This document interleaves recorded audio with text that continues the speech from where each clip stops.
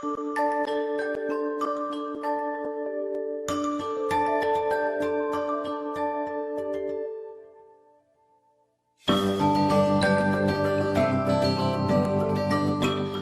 का त्योहार दीपों का त्योहार है। दिवाली का त्योहार खुशियों का त्योहार है। दिवाली पर मिट्टी के दिए जलाने की परंपरा सदियों से चली आ रही है। भगवान राम की 14 साल का वनवास काटने के बाद अयोध्या वापसी पर घी के मिट्टी से बने दिए ही जलाए गए थे। लेकिन जैसे जैसे जमाने का चलन बदल रहा है, मिट्टी के दिए की चमक फीकी पड़ती जा रही है। एक समय वो था जब दीपावली के नजदीक आने पर कुम्हारों की खुशी का ठिकाना नहीं होता था। 3-4 महीने पहले ही वो मिट्टी के दिए बनाना शुरू कर देते थे।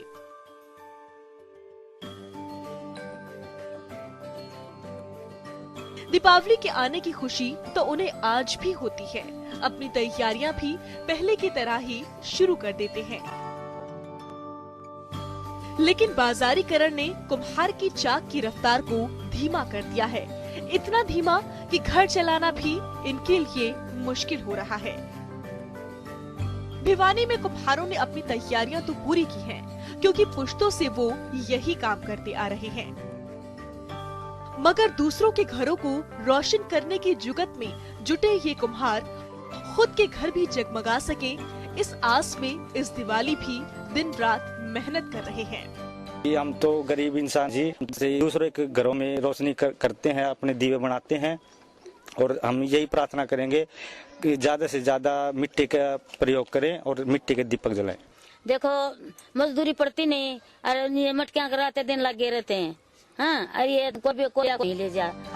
इन कुम्हारों की माने तो अब दिए बनाने में मेहनत के साथ साथ खर्च भी काफी आ जाता है।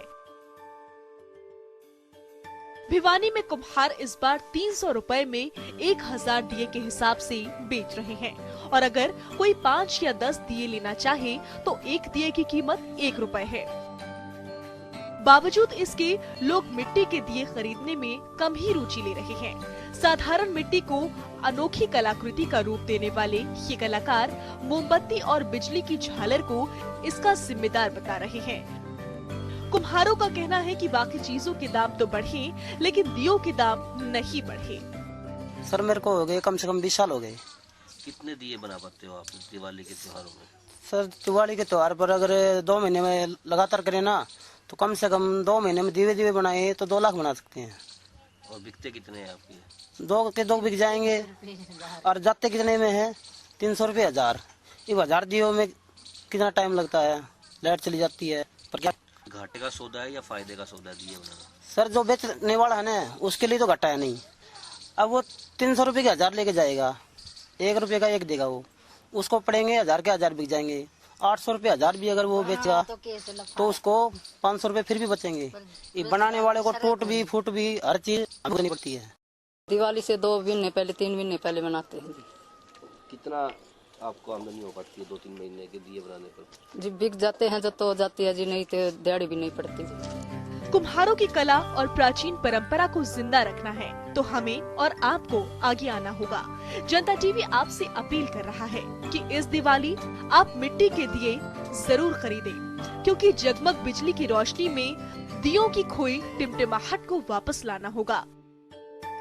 दीपावली शब्द ही जिस दीप से बना है, उसका अस्तित्व बचाना होगा।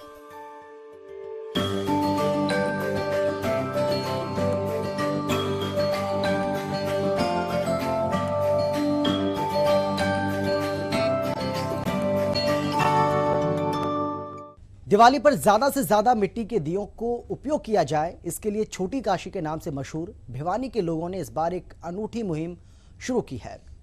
लोगों ने पूरे शहर के चौक चौराहों और शहीद स्मारकों पर 51,000 दीप जलाकर एक कीर्तिमान बनाया, तो वहीं स्वदेशी अपनाने के लिए प्रेरित भी किया।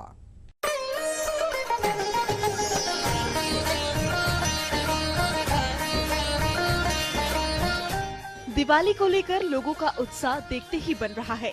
लोग दीपावली के इस जश्न को अपने अपने तरीके से मना रहे हैं।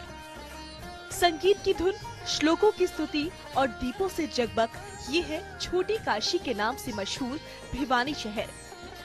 यहाँ लोगों ने एक अनूठी मुहिम चलाकर इस बार चाइनीज लड़ियों का बहिष्कार कर और ये संदेश भी दिया कि मिट्टी के दियों से प्रदूषण नहीं होता, न ही इन पर चाइनीज लड़ियों की तरह खर्च आता है, बल्कि दिए का तेल जलने से मक्खी मच्छर खत्म होते हैं और मलेरिया, डेंगू सरीखी बीमारियों को भी दूर भगाया जा सकता है।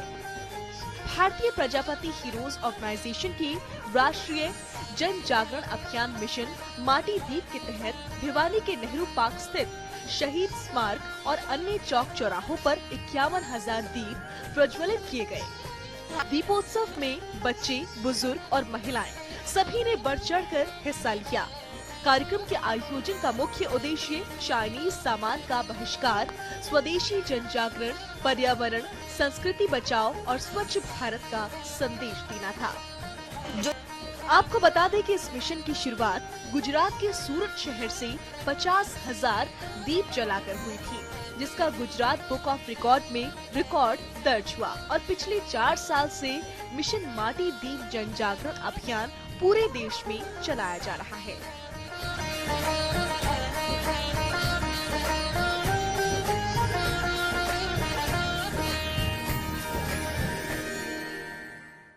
दिवाली की खरीदारी जोरों पर चल रही है। लोग घरों को सजाने के लिए तरह तरह की चीजें खरीद रहे हैं।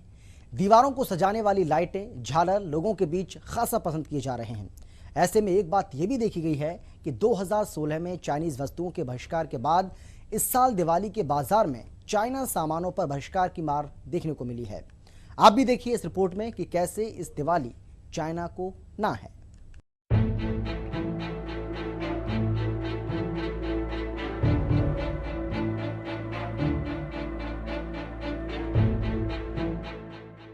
चीनी बाजार दुनिया का एकमात्र ऐसा बाजार है जो भारत समेत दुनिया भर के तमाम बाजारों पर अपना एक छत्र राज होने का दावा करता है। और भारत एक ऐसा देश है जो चीन और पाक जैसे नापाक पड़ोसियों से भौगोलिक रूप से घिरे होने के साथ साथ चीनी सामान से भी घिरा हुआ है। और जब भी कोई त्योहार नजदीक आता है तो चीनी सामान के बहिष्कार की बातें ऐसे उठने लगती हैं जैसे मानो कि आजादी के लिए किसी महापुरुष की तरफ से मुहिम छेड़ी जा रही हो। भारत में दक्षिणपंथी संगठन भी समय समय पर इस मांग को दोहराते रहते हैं। हालिया दिनों में चीन और भारत के संबंधों में आई खटास के बाद यह मुद्दा फिर एक बार चर्चा में आया कि चीनी सामान का बहिष्कार करके चीन की कमर तोड़नी है। चीनी माल के बहिष्कार की मांग करने वाले वर्गों की कहीं न कहीं ये सोच होती है कि इससे चीन पर दबाव बनाया जा सकता है, लेकिन सच इससे इतर है। जी हां, और शायद ये बहुत कम लोगों को पता है कि चीनी माल के बहिष्कार से भारत को फायदा कम और नुकसान ज्यादा होगा। पाकिस्तान से चीन की नजदीकियां और सिक्किम बॉर्डर पर भारत और चीन की सेनाओं के आमने सामने आने के बाद आरएसएस से जुड़े कई संगठनों ने चीनी सामान का बहिष्कार करने की मांग दोहराई। 8 और 9 जुलाई को आगरा में भारत तिब्बत सहयोग मंच और कई आरएसएस समर्थकों ने चीनी सामान के बहिष्कार करने का संकल्प भी लिया था। अब अगर बात बाजार की करें या चीनी सामान रोकने के व्यापारिक घाटे की बात करें तो साल 2016 में चीन के साथ भारत को व्यापार में घाटा 46.56 बिलियन डॉलर यानी 3 लाख करोड़ का हुआ था। अगर चीन की तरफ से हो रहे निर्यात की बात करें तो साल 2016 में चीन ने भारत को 58.33 बिलियन डॉलर का निर्यात किया था और निर्यात में 2015 के मुकाबले ये 0.2% की वृद्धि है। और अगर भारत की तरफ से चीन में निर्यात की बात करें तो भारत का चीन में निर्यात 12% गिरकर 11.76 बिलियन डॉलर रह गया है। दोनों देशों के बीच आयात और निर्यात में जो अंतर पाया जाता है बाजार में, उसी को व्यापारिक घाटा कहते हैं। इतना ही नहीं, भारत का फार्मा उद्योग चीन से आयात होने वाले ड्रग्स पर बहुत ज्यादा निर्भर है। ऐसे में अगर अचानक से भारत के बाजारों से चीनी सामान या चीनी माल गायब हो जाते हैं तो इसका असर चीन पर पड़ेगा या नहीं, ये बात की बात है, लेकिन इसका असर भारत के आम आदमी पर जरूर पड़ेगा, यानी कि हम और आप पर सबसे पहले पड़ेगा, क्योंकि सस्ते चीनी सामान का सबसे ज्यादा इस्तेमाल करने वाला वर्ग आम आदमियों का है। अब अगर चीन की तरफ से हो रहे निर्यात की बात करें तो सवाल ये है कि अगर भारत में चीनी सामान का बहिष्कार हो जाता है तो भारत की तरफ से चीनी सामान के बहिष्कार करने पर चीन की तरफ से कुल किए जा रहे निर्यात पर क्या असर पड़ेगा। चीन के कुल निर्यात में भारत की हिस्सेदारी 2% है। जी हां, सिर्फ 2%। ऐसे में ये तो साफ है कि अगर चीनी माल का भारत में बहिष्कार हो भी जाता है तो उससे चीन की अर्थव्यवस्था पर इतना असर नहीं पड़ेगा जिससे कि चीन पर दबाव बनाकर भारत अपनी बात मनवा सके या राजनीतिक परिदृश्य में फायदा उठा सके। और दूसरी तरफ इस बात से भी इनकार नहीं किया जा सकता है कि भारत के अंदर भले ही चीनी सामान के बहिष्कार का चीन पर कोई असर ना पड़े, लेकिन चीन भारत जैसा बाजार खोना नहीं चाहता। और ये अलग बात है कि चीन की अर्थव्यवस्था पर इसका कोई असर नहीं पड़ेगा। असर तो पड़ेगा, लेकिन एक वक्त के बाद। चीन 21वीं सदी की महाशक्ति के रूप में तेजी से आगे बढ़ रहा है और इसके साथ साथ वो खुद को जिम्मेदार अर्थव्यवस्था दिखाने की भी कोशिश करता है। चीन ये बिल्कुल नहीं चाहेगा कि भारत जैसी उभरती महाशक्ति को वो खो दे। चीन के महाशक्ति बनने के सपने को वन बेल्ट वन रोड के जरिए भी समझा जा सकता है, जिसके जरिए चीन आर्थिक तरीके से दुनिया पर राज करने का प्लान बना रहा है। और ऐसे में एक बात तो साफ है कि बहिष्कार जैसे कदम उठाने से बेहतर ये होगा कि भारत अपनी मैन्युफैक्चरिंग पर ध्यान दे और आर्थिक रूप से ही चीन को टक्कर दे और भारत अपने बाजार को इतना मजबूत कर ले कि जब भी भविष्य में बहिष्कार करे भी तो आम आदमी और भारत के बाजार पर इसका ज्यादा असर ना पड़े। प्राइम डेस्क, जनता टीवी।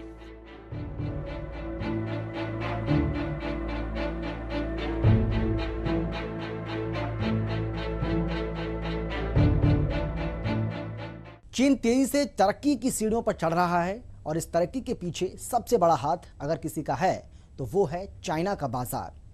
चीनी बाजार अपने आप को दुनिया का सबसे बड़ा बाजार बताता रहा है, लेकिन क्या वास्तव में ऐसा कुछ है या जमीनी हकीकत इससे परे है? जरा समझिए, चाइना को बायकॉट करने का मतलब आखिर है क्या? ये रिपोर्ट देखिए और खुद समझिए।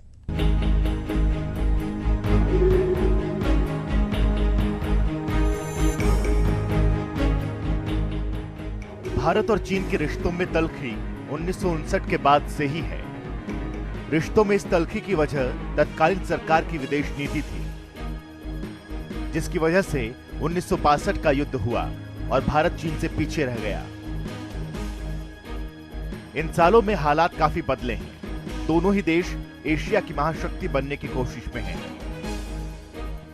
और वैश्वीकरण के इस युग में चुनौती और प्रतियोगिता इसी बात की है।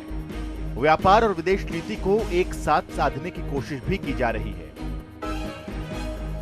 क्योंकि विदेश नीति न होने से व्यापार पर भी असर पड़ना लाजमी है। अर्थव्यवस्था के तमाम दावों पर कुछ आंकड़े भारी पड़ते दिख रहे हैं और जंग के मैदान से तर हम चीन से व्यापारिक तौर पर पीछे भी हैं। एक जंग यहां भी है कि कैसे चीन को हम व्यापार और आयात निर्यात के सबसे बड़े खेल में हराएंगे। क्या हमारी आर्थिक नीतियां खरी साबित हो रही हैं, जो हमें चीन को इकोनॉमिक दृष्टिकोण में हराने में मदद करेगी? क्योंकि अगर दुनिया का सबसे युवा देश चीन को आर्थिक रूप से पीछे करने में पीछे छूट रहा है तो सवाल नीतियों पर ही उठेंगे और ये सवाल वाजिब भी हैं। हम अपनी युवा शक्ति का उपयोग करने में नाकामयाब हैं। 2017 के पहले 4 महीनों में भारत चीन ने 2602 करोड़ डॉलर का व्यापार किया और इस व्यापार में पहले की तुलना में 6% की वृद्धि आई। इस व्यापार में चीन की हिस्सेदारी 2450 करोड़ डॉलर की रही, जिसमें 14% की बढ़ोतरी देखी गई। मगर चीन की तुलना में भारत की हिस्सेदारी सिर्फ 5570 करोड़ डॉलर रही। हालांकि भारत की हिस्सेदारी में 20% का इजाफा जरूर हुआ, मगर 20% की बढ़ोतरी के बावजूद भारत को इन 4 महीनों में लगभग 1488 करोड़ डॉलर का व्यापारिक नुकसान हुआ और भारत का यह व्यापारिक नुकसान चीन के फायदे में था। व्यापारिक और वैश्विक दोनों ही लिहाज से चीन फायदे में था और भारत को नुकसान झेलना पड़ा। और साल 2016 में भारत के लिए यह व्यापारिक घाटा लगभग 52,000 करोड़ डॉलर का था। द्विपक्षीय व्यापार WTO के समझौते में शामिल है। यानी कि हम चीन से व्यापार बंद नहीं कर सकते हैं। और अगर हम करना भी चाहें तो नुकसान भारत को ही होगा, क्योंकि चीन दुनिया का सबसे बड़ा निर्यातक देश है। चीनी वस्तुओं का सबसे ज्यादा आयात करने वाला देश अमेरिका है। चीनी वस्तुओं के आयात की फहरिस्त में भारत 9वें नंबर पर है। भारत चीन के निर्यात में सिर्फ 2.6% की हिस्सेदारी रखता है, लेकिन भारत के निर्यात में चीन की हिस्सेदारी लगभग 12% है और भारत के लिए सबसे बड़ा बाजार चीन ही है। तो अगर किसी भी केस में हम चीन से व्यापार बंद करते हैं तो चीन को सिर्फ 2% का नुकसान होगा, जबकि हमें 12% का नुकसान। और इन आंकड़ों का निष्कर्ष यही निकलता है कि हमें अपने बाजार को मजबूत करने की जरूरत है। आर्थिक नीतियों में 1991 की तरह एक बड़े बदलाव की जरूरत है। शायद तब जाकर ही कहीं हम चीन को इस सिलसिले में पीछे छोड़ सकते हैं। यकीनन सरकार कोशिश कर रही है। Make in India, skill India जैसे कदम इस कवायद की एक पहली सीढ़ी जरूर है, लेकिन इससे इतर एक बड़े बदलाव की जरूरत और महसूस की जा रही है। दरअसल अगर विश्व गुरु बनना है तो हराना होगा चीन को हर सिलसिले में। प्राइम डेस्क, जनता टीवी।